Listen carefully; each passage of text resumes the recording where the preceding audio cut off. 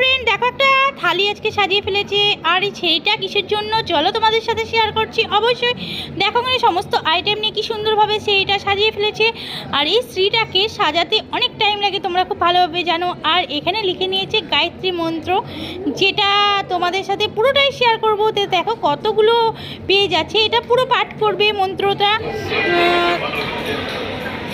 চলে এসেছি এখানে, আর এসে দেখো কি হচ্ছে, পুজো স্টার্টিং চালু হয়ে গেছে।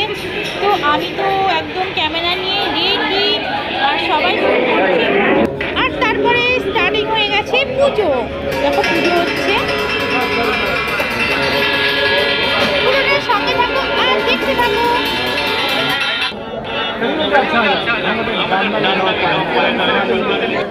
मेरी भी फोटो आनी चाहिए, शूट कर लेना, मेरी भी आनी चाहिए, ले लेना मेरी फोटो। पानी आ रहा है,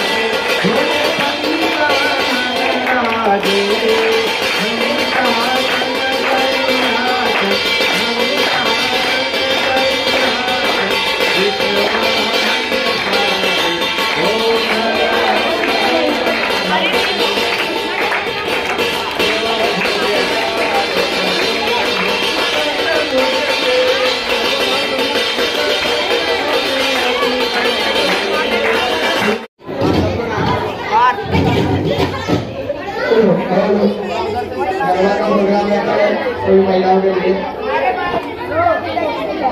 ध्यान दो, सुनो, गरबा का प्रोग्राम रखा है, सभी को आना है।